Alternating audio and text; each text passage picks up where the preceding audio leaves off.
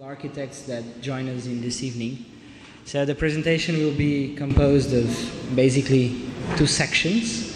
In a first moment, we will have short presentations, 5-10 minutes maximum, that aim to launch a series of topics and themes, and we are aiming to that these little presentations can work as teasers. And then we have a coffee break of 10 minutes, and after we will start a roundtable discussion with all that were invited, and where we will be really willing to have the audience also contributing.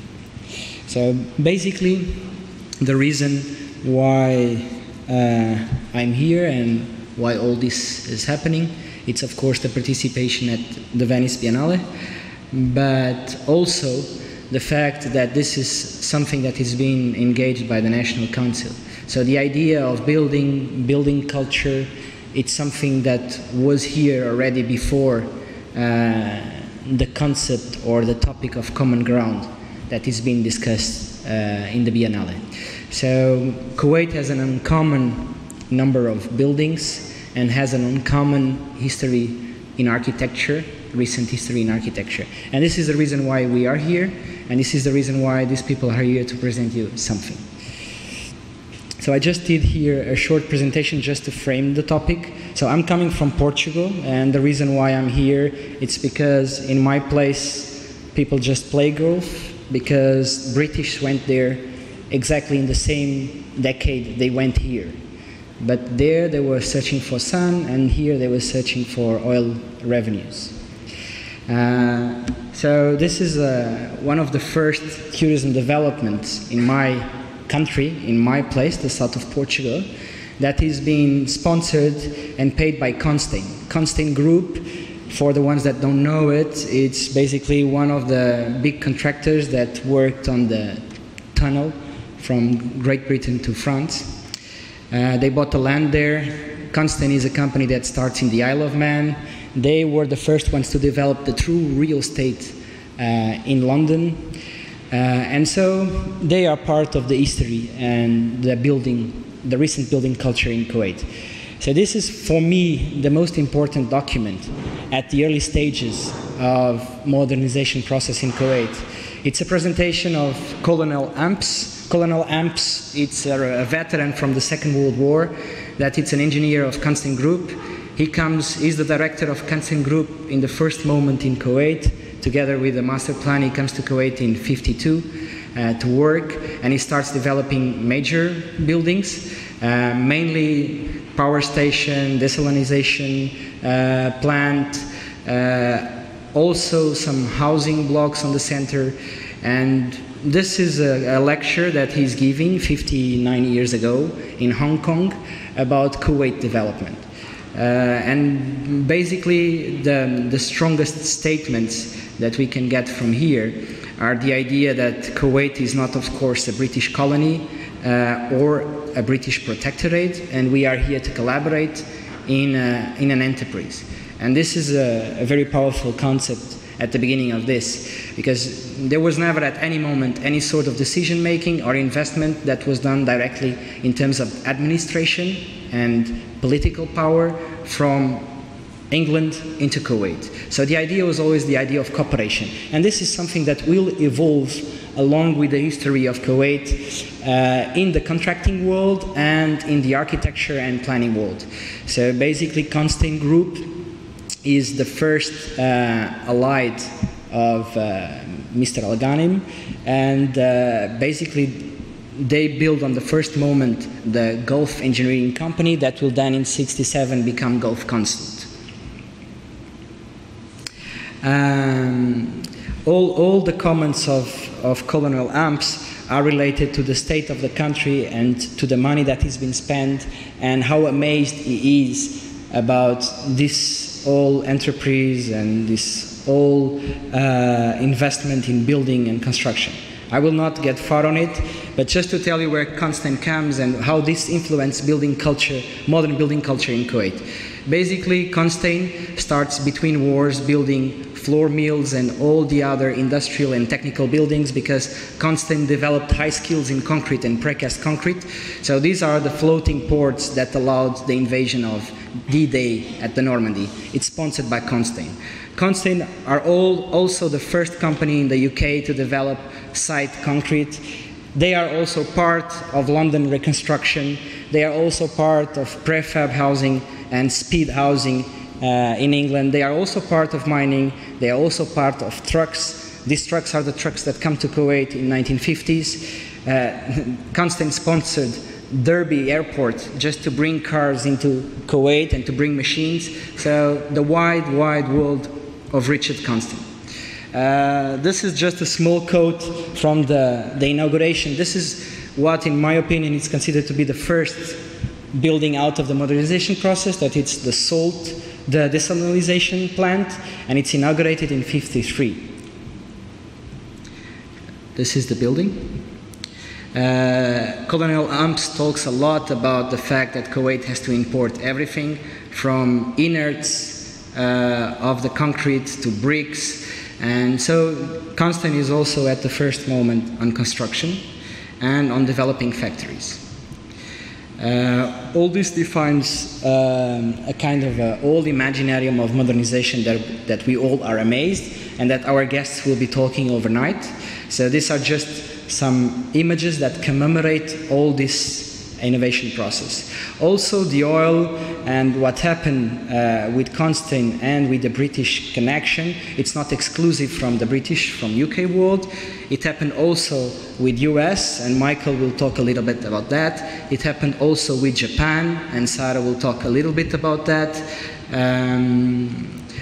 Another interesting point is in terms of how these things happen, the craziness for the facades at an early stage, the leftovers of that early stage, the back and the front, the idea of monuments, the idea of preservation that starts at this immediate moment when I have these leftovers and I don't know exactly what to do with them, the idea of converting hybrid outdoors typology into indoors, into buildings, the idea of defining new lexicons for urban spaces, the idea of parking, the idea of translating the urban gaps into buildings. So all this is part of Kuwait, and this is a huge, huge history of architecture and building culture that we want to highlight tonight.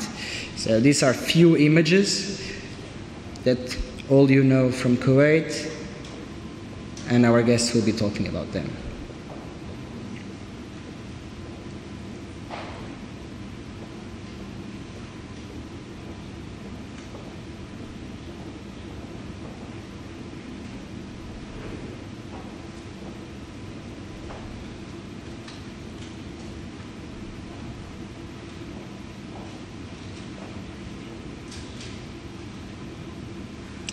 This is a critical moment, that it's the invasion. I think today we will not get too focused on that, because all our panel is more related with the building culture before 1990, although the concerns about the preservation start at this point, the preservation of this modern patrimonium and what these buildings relate to the identity of Kuwait. And actually this is one of the topics we want to stress out of these presentations. It's what it's worthy, what is the identity of Kuwait, where these buildings fit there, are they part of it or not, and what are those and what are these, and where it's coming, any kind of vernacular concept of architecture, what is fragile, what is worthy to renovate, what is the back and what is the front, what is the flexibility of the modernist buildings and the concrete structures, what is the autonomy on the way these buildings evolve, what is the instability around these processes, what are processes ongoing.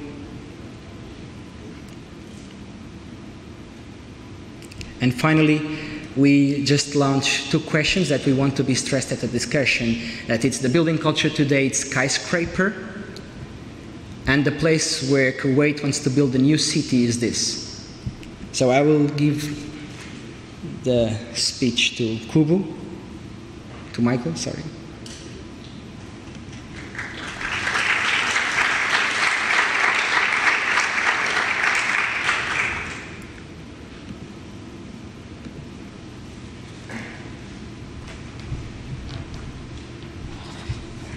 All right. Hi, everyone.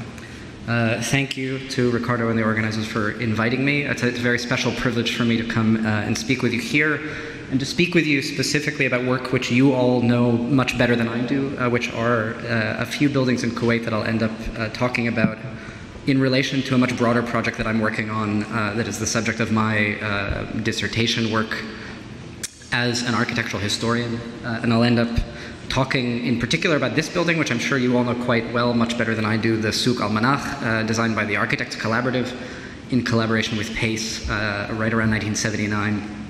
And I have to ask your forgiveness right off the bat, because it's such a good opportunity to get all of your feedback on this work and on this building. I am sure that I'm going to go longer than 10 minutes, at least by a little bit, and I have to sort of ask your forgiveness. So I'm an architectural historian, and buildings are especially important for historians of architecture above and beyond other kinds of historians, and there are many. On the simplest level, because buildings are the matter of what we do as architecture historians. Buildings are the critical artifacts in making any kind of relationship between architect and architecture and broader issues of economy, politics, social issues, urbanism, but also disciplinary issues like materiality, construction, and the way in which buildings both reflect these things, but also the agency of buildings in participating in and structuring many of these processes, and the relationship that architects have to them and operate through buildings is the crucial matter out of which we make architectural history. And so I'll talk about a nexus of all of these issues that came to be centered around this particular building that was designed by the Architects Collaborative. And so my broader work is a history of firms like the Architects Collaborative that constituted what came to be called corporate architecture, or corporate architects, in the decades after World War II. It's a development, what we think of now and kind of use by the standardized term of corporate architecture, is a development very much after 1945, a post-war development largely in the United States of firms like TAC, which was founded in 1945 by 7 young architects recently graduated from school, or who had served in the war and just come back, who all knew each other through various channels. Some were from Yale, some were from Harvard. They had overlapping networks of how they knew each other, and were all interested in a new collaborative model for how architecture could be practiced in a kind of holistic way. And then these students eventually approached Walter Gropius, who was then still the head of the Department of Architecture at Harvard, and who was teaching with one of these students, about forming a collaborative office. It was an idea that he was very sympathetic to in his own work, and it eventually came to be known as the Architects Collaborative. It was founded on the model of architects as generalists rather than as specialists. And so the idea was that each one of these architects would work together in teams, and that every member of the team would be constantly aware of and interested in all problems of construction, all problems of the situation of the building, rather than specializing members in their particular areas and sort of leaving them to it, which was a much more kind of, let's say, industrial model that other firms were interested in. There was a weekly partners meeting, this is a photo of it, in TAC's headquarters, through which they would really achieve this horizontal moment of criticizing each other's projects and collaborating. This is a very new model at the time, and my work focuses on how one gets from that sort of collaborative ethos, which is very heavily related to corporate thinking, especially in the US after World War II, how one gets from there to this. This is TAC in 1980 or so. TAC was the largest architecture firm in the US by 1973, measured by its staff. At peak, it was something like 400 people. It built projects all over the world. It was one of the first truly globalized architecture practices. And they had, among other branch offices at various points, at a certain moment, their major branch office was here in Kuwait from 1976 to 1995. And so Kuwait was a very strong source of their work. And so one reason that these architects' firms became so large was through a relation to the economy of oil, and to countries in which the oil economy was transforming the kind of architecture that was being made. And so the relationship in the West, at least, between oil and architecture is usually made in a very problematic way. It's usually made through buildings like this. This is the corporate headquarters of Pennzoil Place, an oil company in Houston. And it's usually made through a kind of formal reading of the aesthetics of these buildings, as a way of gaining a lens onto what is seen as a very distant economy.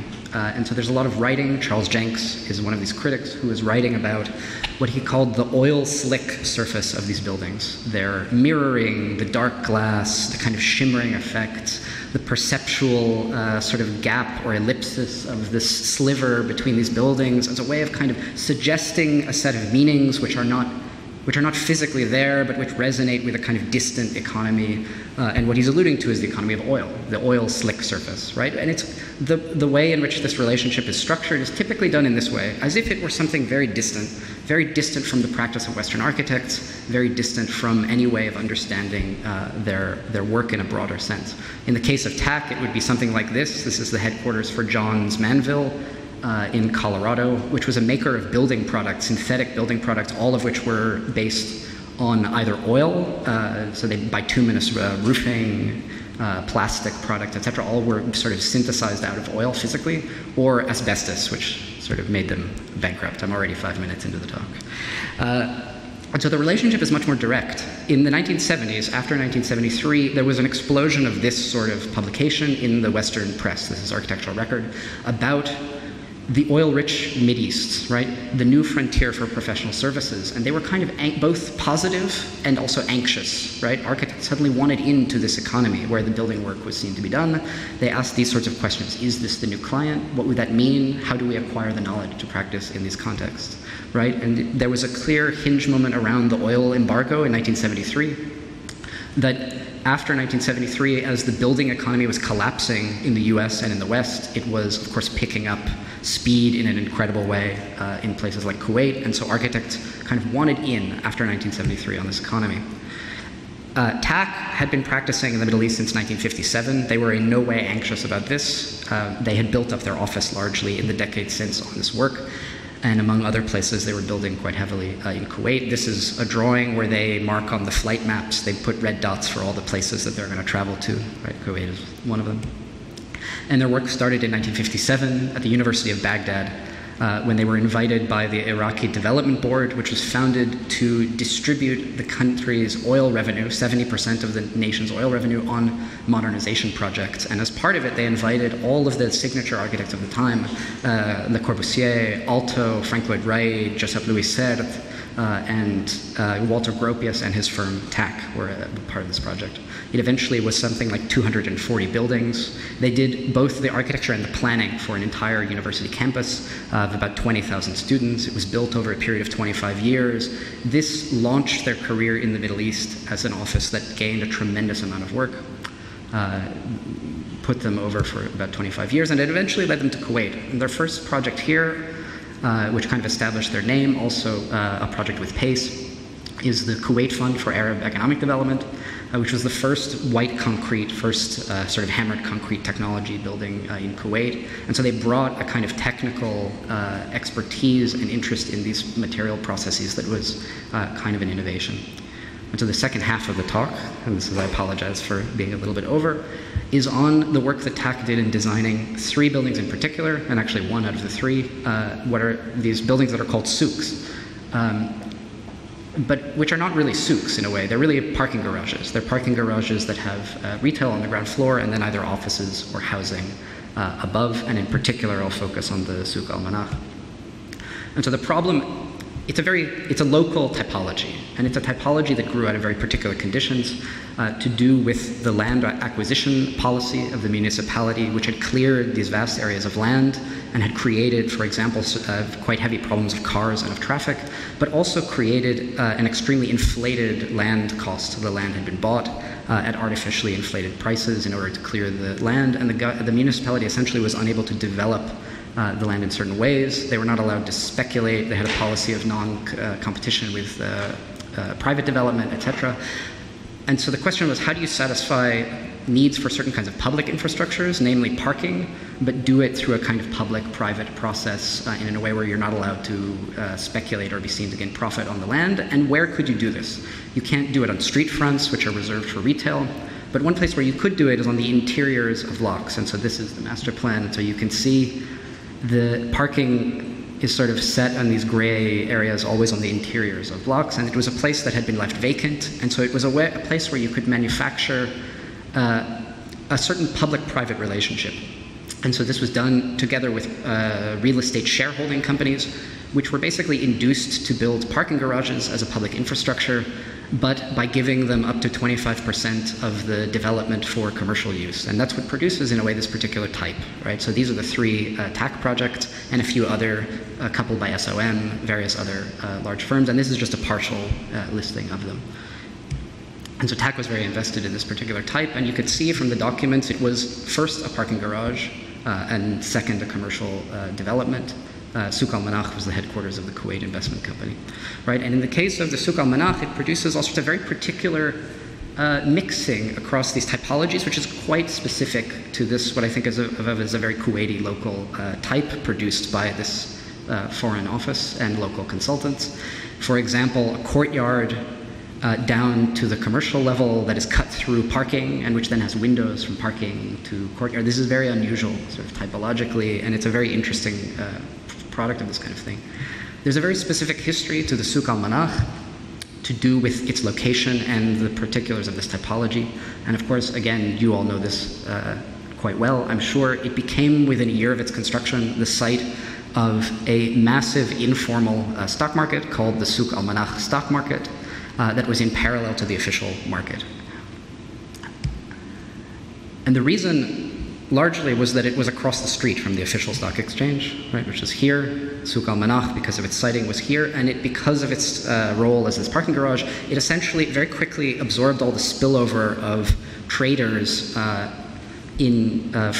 the official market, which was restricted to Kuwaitis investing in Kuwaiti companies only, and it was essentially an informal market to absorb excess speculation on non-Kuwaiti companies. And so there were companies registered, being registered by Kuwaitis in the Emirates or in Dubai or in other places not subject to the regulations, largely fictitious companies in many cases, and that were then traded on as pure speculative bubble. It was entirely floated on post-dated checks, and so it just kind of inflated and inflated and inflated. And so this courtyard became the central location for this kind of garage. And so what I've been told, the estimates are that the key cost for occupying these retail spaces, which essentially became trading offices very quickly, the key cost, in other words, the cost to open the door and begin operating out of one of these spaces, peaked at something like $50 to $60 million. So it was an incredible economy going. This was a $95 billion stock market at peak, all kind of pure bubble. This is where it would have happened, in this courtyard. Sure enough, it was a bubble. It was predicted to collapse. It did in the summer of 1983, August. And it sort of brought down the economy of Kuwait along with it. So this particular building and its typology kind of played a sort of hinge role in inducing all of these effects, partly through accident. And so the work that I'm tracking basically tracks with this peak and decline in crude oil prices, right? So it begins with the oil embargo in 1973, the price quadruples, and then it begins as of about 1980 with a series of declines through the Iran-Iraq war, the first OPEC quota on oil production, and then finally the Souk al-Manakh stock market crash, which was reputed to be the biggest stock bubble crash until 2008. Right? This also had very extreme effects on the economy of TAC. So TAC had designed this building, these things were produced in the building, and then eventually TAC started losing tremendous amounts of money. Something like 50% of their work was in the Middle East at the time, and because they had not diversified sufficiently, you can read it out of the office memos circa 1983 of them trying to divest themselves from work in Iraq, where the money was cut off due to the Iran-Iraq war, and in Kuwait, and try to recover the money, reduce their future commitments. The difficulties, the layoffs of the staff, etc. And it eventually led to the collapse and bankruptcy of TAC by 1995. The nail in the coffin was the invasion and the first Gulf War in 1991, where they then couldn't recoup money from any of the work in Kuwait or in Iraq.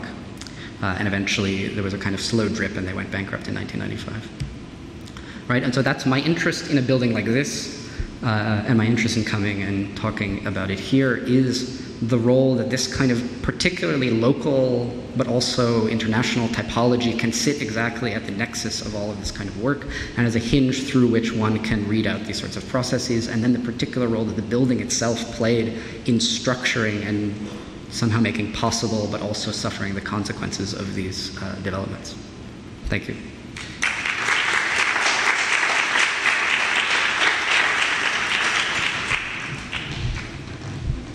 Thank you. Now we will jump from the 1979 building into the 2012 building.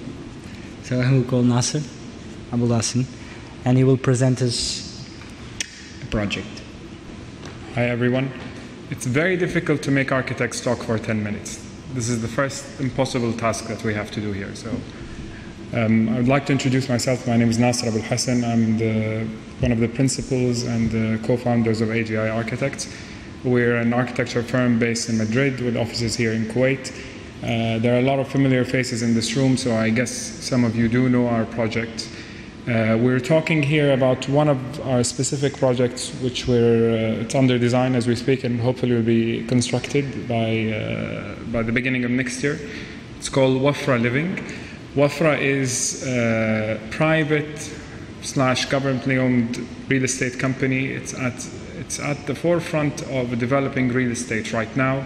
It's one of those companies that were very much stagnant in the past 20 years.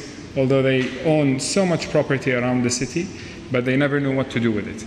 And they're at a point right now where they're reassessing the current plots that they have and trying to figure out what are the new typologies that they could introduce, what do people really need, and a lot of these properties are housing, and this is actually one of them. This was a project that we won last year. It was a housing competition in Jabriya. A lot of you know where that is. Of course, the Jabriya is one of those very dense and very interesting neighborhoods in Kuwait where you get mixed typology, where you get mid-rises, low-rises, retail. It's an extremely dense neighborhood with quite a particular type of setting where you have around 1,000 square meter plots that with buildings that barely occupy the full site, and everything that you see here in gray is actually leftover space. And Ricardo talked about leftover space that the urbanists in the city actually created while they were developing the cities in the 50s and the 60s. And this is actually the drawback of that, which is all this gray space that we're talking about in a small neighborhood in Jabriya. Of course, the building that we worked on was very particular because it's a housing project for the Kuwaitis and the non-Kuwaitis. And it's a multi-family building, and it's one of the few buildings that have been developed currently that is catering for Kuwaiti clients or Kuwaiti end users. Of course, what we have done in looking into this project, we looked at what is the urban context. And part of the urban context is actually a study of some of the buildings that you have seen before, like the Loloyat al-Marzouk, one of the very successful examples, and other buildings around the city which are less successful, to understand who will be living and how will they be living in this building. Of course, our building sits on a 7,000 square meter plot in the heart of Jabriya. Number one, we actually had to consolidate the land into one plot. We wanted to create an urban block, so I actually created this corner condition to sort of enclose the corner, okay, and create a very important volume to create a street actually. And then number two, we actually started to extrude the building vertically to allow maximum views to the outside while enclosing an internal courtyard that we have created. And then by doing so, okay, we managed to achieve the FAR, which is the built-up area required. And by starting to subtract, which you could see in the lower left, we began to create this volume. And this volume, the subtraction that happened was actually to increase views to the outside and actually create public areas that everyone within that building could use at various levels. Of course, to respond to the street content, which is one of the few things that rarely anyone does here. We actually gave in everything that you see here in gray back to the street. So the public could use that. It's not part of our property. We actually gave it back to the street. So whoever lives in the neighborhood could come in, use this garden, use this retail space, use this outdoor space. while in the same time we actually created an elevated plaza, which is at a higher level, which actually is for the community to share, the community who lives within that project. And then as we, I don't know why this is not moving. Okay, and as I mentioned earlier, we actually try to enhance the views, whether within the volumes that are in the front or actually the volumes which is in the back, by this process of subtraction that we were talking about, and creating the maximum level of privacy. As you know, we're a very private culture, and what we managed to do is everything that you see in yellow, it's actually the apartments which are facing the outside. And everything that you see here in yellow, it's actually all the service areas that face towards the backs of actually these buildings. And what we managed to do is actually we covered all these service areas with the service stairs that has a mesh that you will see later on to protect the building. It's not really one building, it's actually five different buildings with 5 different cores that run vertically, and then with the stairs, which we don't consider as emergency stairs, we actually consider as a social space, because these service stairs, although they are at the back of the building, but they actually interlink all the apartments and the green areas that we have throughout the project. The building itself has different typologies of apartments. So what we call the higher end apartments, which are actually duplexes of 250 square meter. The middle-sized apartment, which is 210 square meters. Bear in mind, these are huge in comparison to elsewhere in the world, but they're small in comparison to other apartment buildings being built here. So we're trying to reinvent a new typology of housing by redefining the sizes of the rooms, the way people use these rooms, while allowing the tenants actually the maximum privacy that they need. Okay, I'll try to go a bit faster. This is the public areas that I mentioned, which are used for the community, which are the various gardens that happen at various levels, which are associated to sport utilities, associated to pools and public areas. As you could see, what I mentioned earlier, this mesh that we have, which actually protects the stairs, which happen right behind the building and maximizes the privacy. And of course, this mesh was designed in a particular way to enhance views at a particular area and block views into the apartment, which is something very important. Of course, there is a lot that we actually studied, which has to do with how we park, the number of cars, when do they all leave at the same time, when do they come back, how can you increase the circulation throughout the vertical cores without actually having people, if they don't want to meet, they don't need to meet. And if they do want to meet, they actually have the privilege to meaning meeting their neighbors. And as you go vertically throughout the project, you actually begin to read these plans that make this project what it is, but also identifies the different blocks which I mentioned earlier of the project itself. I think the time has run off, no?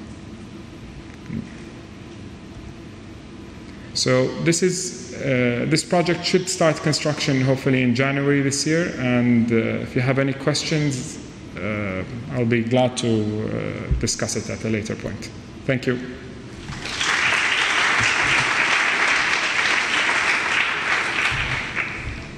Thank you. So from a building, we will get back to several buildings. So Sara will be presenting now. Okay, my name is Sara. I'm a Portuguese architect, and last week I finished my master thesis at the Faculty of Lisbon about the preservation and about the modern heritage with the case study of Kuwait City. My interest in the country behind its architecture revealed a long association between the Arab world and my country, Portugal, that began in the 8th century with Arab presence in the Iberian Peninsula, known in Portugal by the Garb al-Andalus. Later, in the 16th century, since the discovery of the sea route to India in the year of 1980, with the Portuguese Empire to establish several trading posts and defensive positions in the Indian Ocean and the Gulf region. Here are some examples. There is no proof that Portugal in that time was in what is now Kuwait, but in the Schipper book, he said that Vasco da Gama, that discovered the India route, the celebrated Portuguese explorer, along with his countryman Diaz, were among the first adventurous Europeans to sail into the Arabian Gulf area. So he talked about a presence of a fort in the island close to the port of Shuaik. The city of Kuwait was originally a typical Arab town, dense and compressed, surrounded by a wall, whose economy was based on maritime activities, as you already know. At the end of the 30s, began deep social and political changes that had a huge impact on the transformation of the territory in the Arabian Peninsula, including the Palestinian exodus, known as Nakba, the independence of several Arab states, but mainly the discovery of oil. There is a need to stand up and renovating new cities that generate the opportunity for the coming of numerous international recognized architects. Here we can see an example of Kenzo Tange in Saudi Arabia, unbuilt. The first slide, it was to be the invisible city, and there, during the peregrination, it was the temporary city. The Doxiades plan for Saudi Arabia, also for Riyadh. And we have here the example of the work of Corbusier in Baghdad, that after some investigation, the Olympic estate of Corbusier was finished by a very famous modernist Portuguese architect, Carlos do Amaral, between 61 and 67.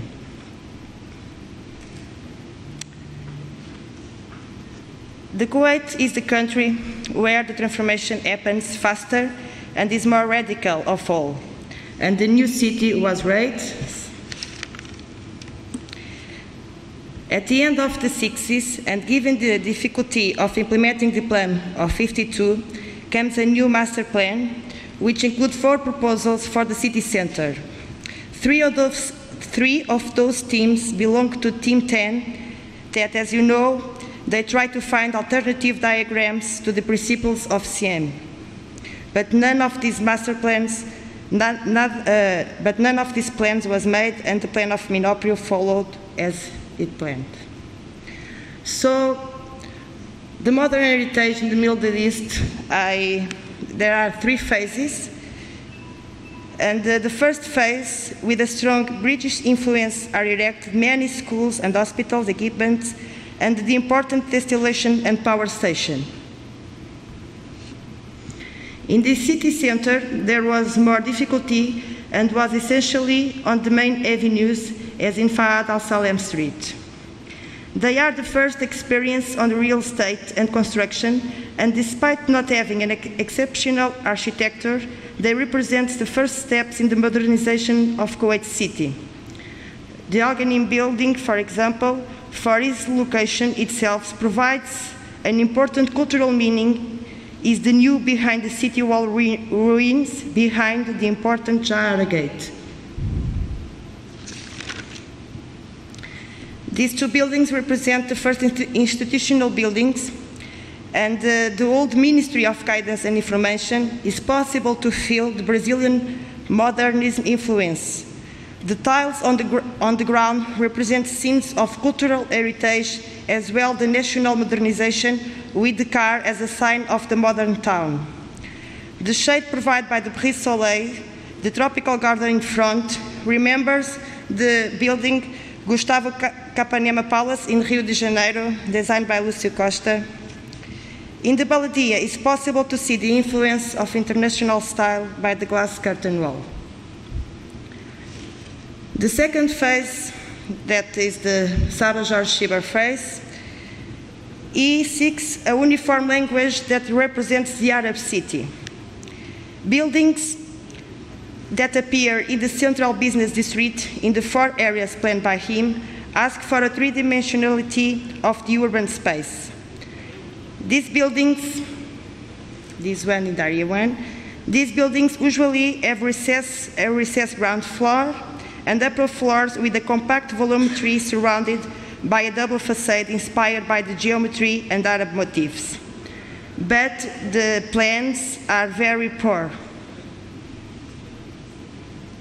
Here is another example in Area 3, the first one to be developed by the Dar al-Azhar from Beirut. And the last one, before, and even the Foreign Office are related to the region as Tony Irvine and Gordon Jones, who lived in Beirut for 20 years and made their first projects in Kuwait City. This is another example of Area 9. I didn't find the author of this building, but have the same strategy of the other ones. And in this aerial view of Area 9 is where that emerged one of the first buildings of TAC and also a new topology, the multi-proposal building. Here Michael have talked all about these buildings. They represent the third phase of modernization of Kuwait City, now with Hamid Chouaib leading the operations in the municipality.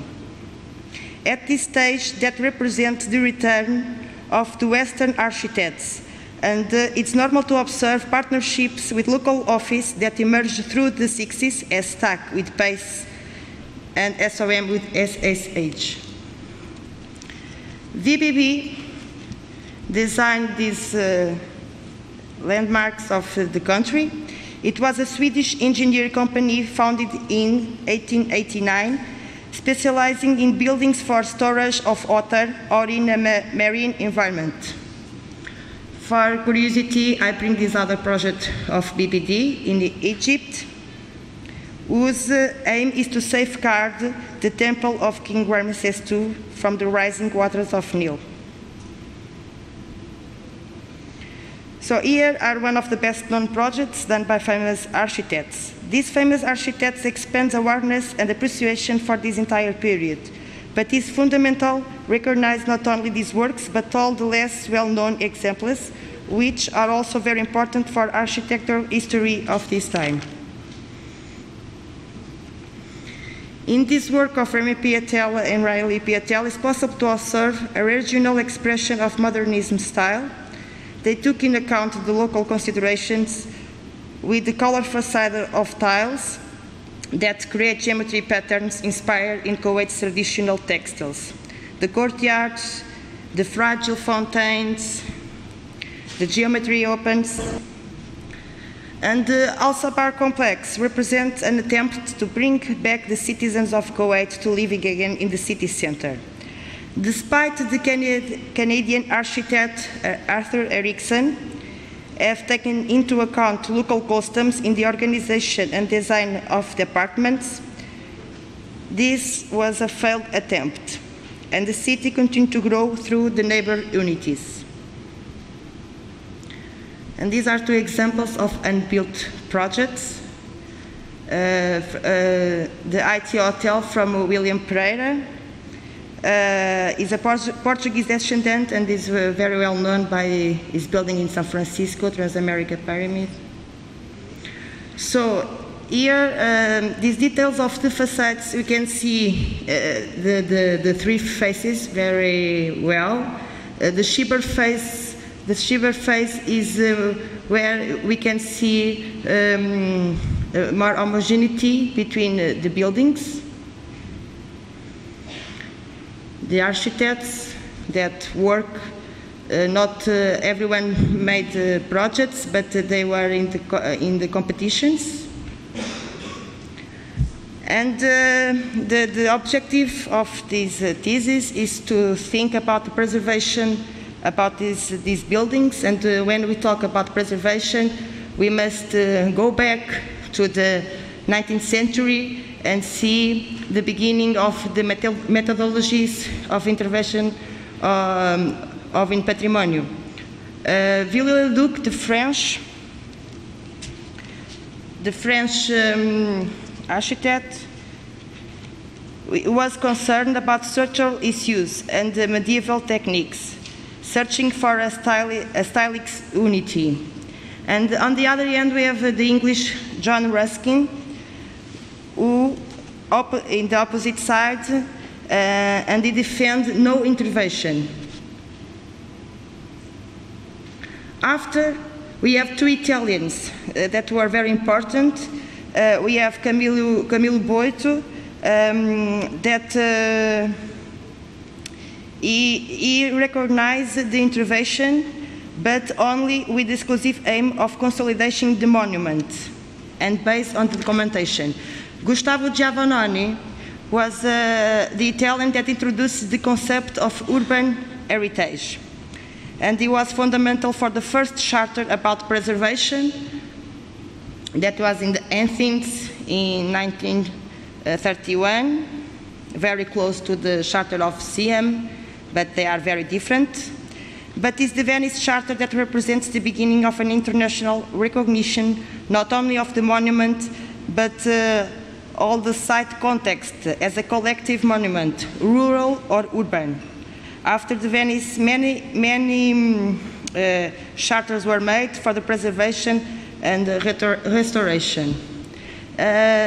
We have here the only recommendation for the Council of Europe that deals with the 20th century buildings. So there are a lot of work to do. And one of the first buildings, one of the first projects to be subject of a restoration, with a rationalist approach, it was Villa Savoy of Corbusier, and in 2000, Villa Tugendhat of Mies van der Rohe. Okay, thank you.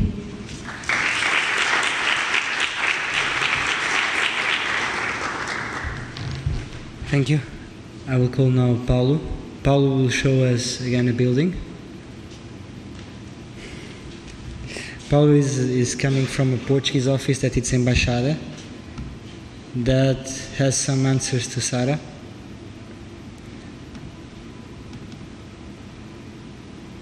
Qual é a tua apresentação? Thank you very much. It's a pleasure to be here today representing Embaixada, and I would like to thank for the National Council and everyone in the organization for this wonderful invitation. We have a presentation which was very kind of tidy, but since I don't sleep for 2 days, I'm going to change it a little bit. So I will talk to you, today I'm going to talk to you about love and about architecture, and about how architecture can be an act of love, and how does all this connect with the theme we are discussing for Venice, which is a common ground. The point is, there are more than one point. The first point will be the way we establish our office, and I need to make a small explanation about that. We started an office as a collaborative, but not from organized or commercial point of view, like the one was already shown here. We also started an office as very young architects, just after finishing school, and we also started an office with 7 architects, but we don't have a master. We're just by our own, and we started as a way to continue the research we are doing in college. And we started, and we named it Embaixada, which means embassy, in order to be able to have a kind of diplomatic immunity towards what is being done and towards what was expected from us, so we can gain some liberty. And I will use today some of this liberty to change a little bit the subject.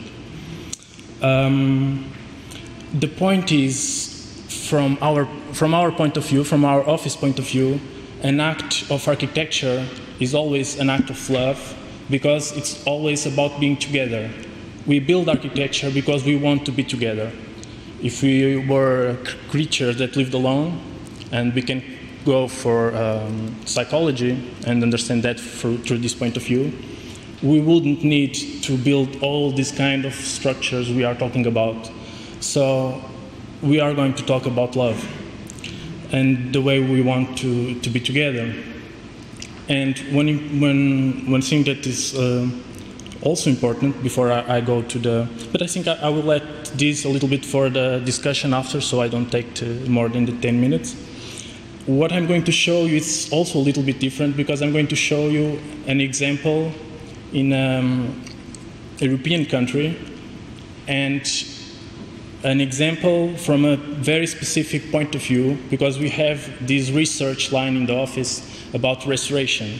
And it was here that today we talked about Ruskin.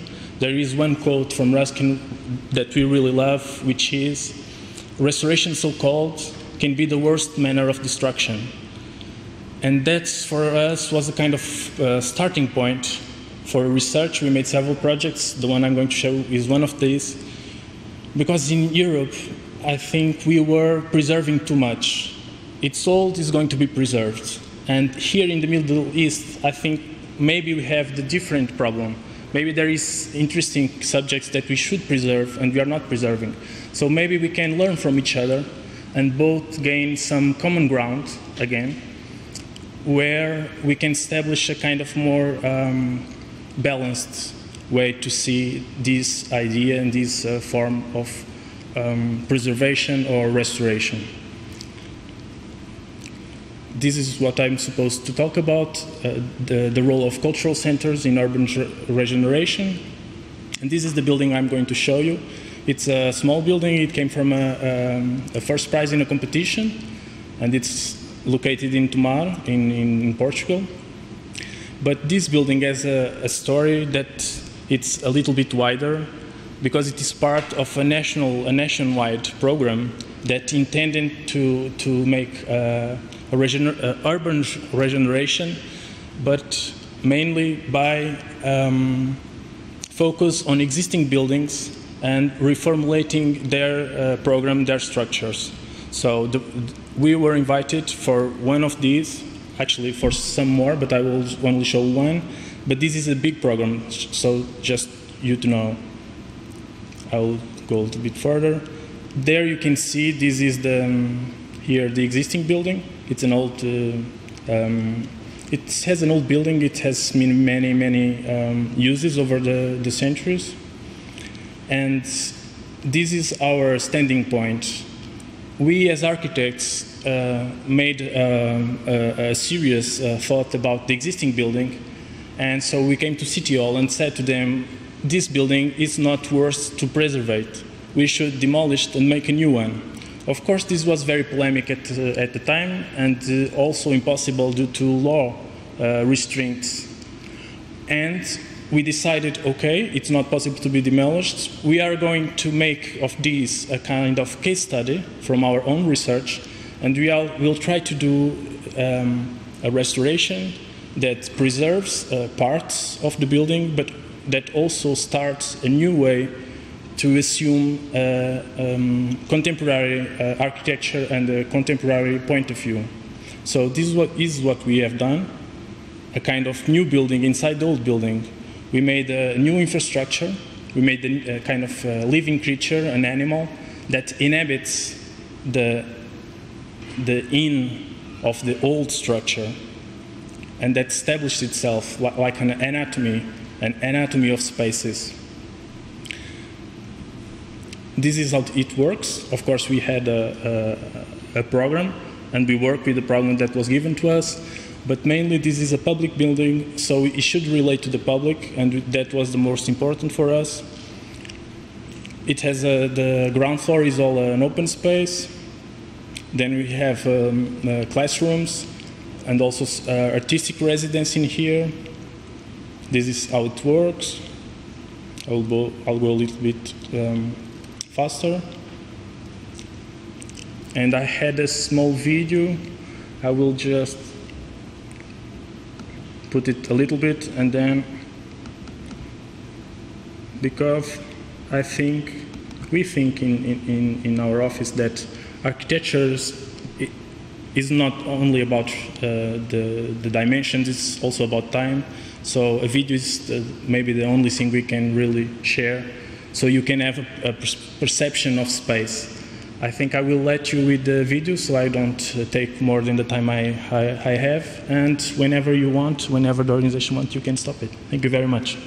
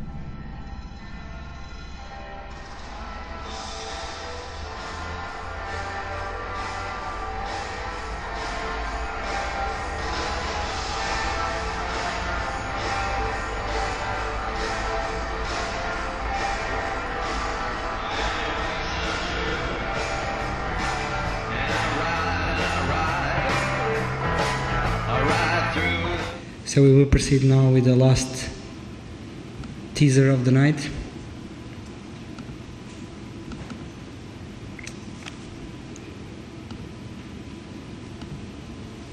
Ivan Hopnik.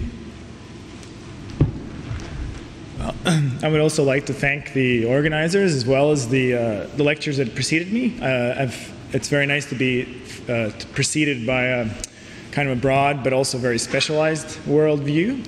So what I'm going to talk about today very quickly is the importance of research in architecture. I'm not going to talk about Kuwait specifically, although I like oil and I like the Middle East and I like architecture and I like traveling. But I'm actually going to talk about some of the work that I've done in collaboration with a number of other people, including actually Michael, in the city of Zagreb in Croatia, which is a small country which actually has a little bit of oil and so on and so forth, but is actually somewhat different. But what I think is similar and important is the issue of understanding architectural knowledge in a very particular and disciplinary way. So I'll show you two specific projects. I'll show you a book project I did with Yves Blau, Project Zagreb, Transition as Condition, Strategy, Practice, and I'll show you one quick case study, and I'll show you a design project that I've been working on with Helena Paverniric, a kind of a public plaza interchange in the city of Zagreb, and then how the two, I would argue, relate.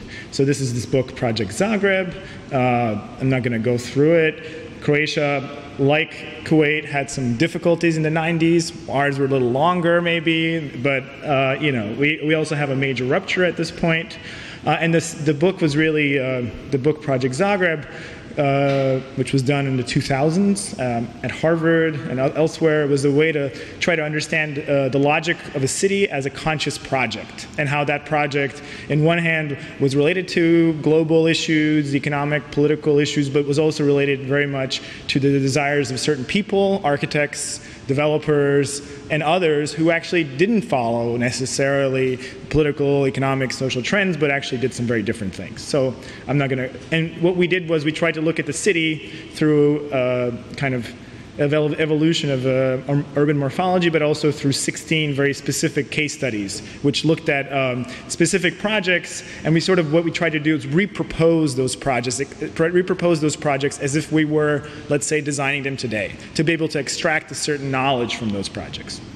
So the one project I'll show you today very quickly is the Green Horseshoe. So the Green Horseshoe, you can kind of see it like a horseshoe, is a very important sequence of public spaces in what is now the center of Zagreb, and it's a project which everyone in the city has in their imagination. And usually when they talk about this Green Horseshoe, they talk about it in terms of the Vienna Ring. So we have an issue maybe a little bit like Kuwait, that the city of Zagreb is in a way made up of a series of international models which have been localized. And so we started with the idea of starting a conversation about what really makes the Green Horseshoe different or similar to the Vienna Ring. Just to cut to the chase, the Vienna Ring was a kind of top-down decision made by Franz Josef, the Kaiser, the Tsar of Austro-Hungary in the 1850s. It followed an existing figure, the glacis, the kind of open space around the city ring of Vienna. It had a negotiated program that was defined before any construction began, and then private development followed, political decisions, and a public program. In Zagreb, the condition was almost the opposite. First of all, the Green Horseshoe really never existed as a concept. It evolved. It was proposed by the guy at the bottom, Milan Lanuzzi, who was an engineer. I'm not a politician. It began from translocal tensions. I'll really quickly show you what those are, which did involve oil a little bit. It started within a private development grid in which the city was one of many players, not the dominant player. It had a contested program, and it continued to be an unfinished figure. So actually, I'm not going to go through these, but this would tell you a little bit about the political conflicts. But what's very important is we discovered that the Green Horseshoe, this seemingly public space, began within a playing board of private parcels, in which, again, the city was was one player, not the main player. And so this is just a diagram around the 1860s of a kind of the rural edge of what was then the city, and we mapped out the actual parcels that were there. Then we mapped the blocks that emerged, and we found very interestingly that the city had to balance, or even agents within the city had to balance the developments of public space versus the pressures of private development, which we have today, but our understanding of the city is based on the idea of a very strong single public entity, which I don't think is really a case anywhere today. So this was an interesting thing for us and how that happened. So we tried to identify a few strategies. The fact that, for example, public buildings were moved from other parts of the city to what were then the periphery of the city to try out the program of this new public space. Literally, temporary buildings were built on contested sites. So, for example, the National Theater, before it was ever a site was ever chosen, one of the proponents of its position built a temporary pavilion to make people comfortable with the idea and solve the debate. And what was most interesting for us, well, certain kinds of urban infrastructure were negotiated. I'm not going to talk about that. But a very particular and conscious strategy was developed to manage the public and private interests. The parcels, which were, while they were still private, were temporarily used for sports events as a kind of planning strategy. So soccer games, football games, and ice skating in the winter were used to rehearse private spaces which would become public, to build consensus, where the public sector, again, which was in a weak position, used, again, events and so on to plan and direct the development of what seems like a very formal public space. So these were things that we found very interesting, and this is, again, the image of not a green horseshoe, but an icy shoe, I guess, at a point where all of the parcels around it have been sold, and even the parcel that the ice is on is actually in private hands, and the city is trying to purchase it from those private developers, and using their daughters, who are ice skating here, to lobby their daddies to actually sell it to them at a reasonable price. So very different from what we understand of even the European city, and very familiar to me or any practicing architect today, pretty much in any country we work. So again, we mapped out all of these moves. We showed that this was a very unstable process. And what we've discovered then also was that this figure, by its nature, because it was never really consciously designed, it was never completed. So this is a photo in the 1920s where the city has been built up to a kind of rail line, and the horseshoe is itself partly completed and partly not, and the circle indicates a private building, a hotel, which went against all of the logics of the horseshoe, but also opened it up for further expansion to the south, conceptually. So very quickly, in the 1940s, around the same time that development started in Kuwait, a group of young architects coming back from Le Corbusier's office imagined a new city of Zagreb. So you can see the horseshoe here and a new center. And I'm not going to have time to talk about it, but I'll just click through a comparison. Visually, I'll get to the punchline. What they started to do was to develop a kind of overlay of this modernist urbanism, very consciously with existing rural environments. They had to, at first of all, but then they also were very conscious about this overlay of solid and void, of existing and planned, and so on and so forth. And so what I'm jumping around, but this process of overlay, this extension of the green horseshoe, as you can see, the green, produced a very strange condition, a kind of where the red line is supposed to be what was supposed to be a kind of central urban space, what we later will call a central urban scape, which was, because of different conflicts, never really defined. And so a space that was defined actually in the 30s, thought about in the 40s, 50s, 60s, 70s, 80s, and even 90s, was never really designed, and it was left to be reconsidered. This also space connects the city to the river Sava, and has a kind of, again, imaginarium of leisure connected with it. But this is the image, for example, in 1963. To the north is the old city and the green horseshoe. And you have this kind of mixture of a kind of rural fabric and almost Corbusian unités floating through it, but actually coexisting in an interesting way. And this very, very post-war move to create a piece of infrastructure, but also in a strange way to accept, if not totally embrace this strange fabric, this kind of rural fabric that existed. And the space that was produced of a particular character that shares both the logic of traffic planning as well as the logic of a kind of lawn, a kind of public space, and the particular fabric around it. This is Buckminster Fuller occupying that space in the 70s, strange kind of terra incognita. This is the last monument to Tito in 1986, and a project in the 1990s which was very interesting. But a young firm at the time, Niric and Niric, in 1992, right after the kind of fall of Yugoslavia, proposed an attempt to occupy this space through temporary programs and to accept this kind of mixed heterogeneous nature. And actually, I had the privilege to work for these architects before they divorced and separated. But this project was never realized. This space continued to have a very specific character and an ambiguous quality. So this is this is a hot air balloon from a few years ago from a political rally that landed in this space and kind of created an environment. So what I was, just to get to the punchline, where I intervened in this space with Helena Niric was to try to resolve the desires of local politicians to create a more representative space with the kind of overlay character. And I'll just click through these images. The idea of a solid and a void, these fountains that we develop, which are actually runes, which aren't objects, but really spaces. And then again, and I'll just click through these, the character of this overlaid space where the fountains themselves kind of trace the objects that once existed here, and we also, what we proposed, which the politicians really had no interest in, was a series of pedestrian tunnels and the connections that would try to fuse the speed of the north-south with this east-west. And I'll just click through these images. It gives you a sense of what it looks like, and the construction site yesterday. Thank you very much.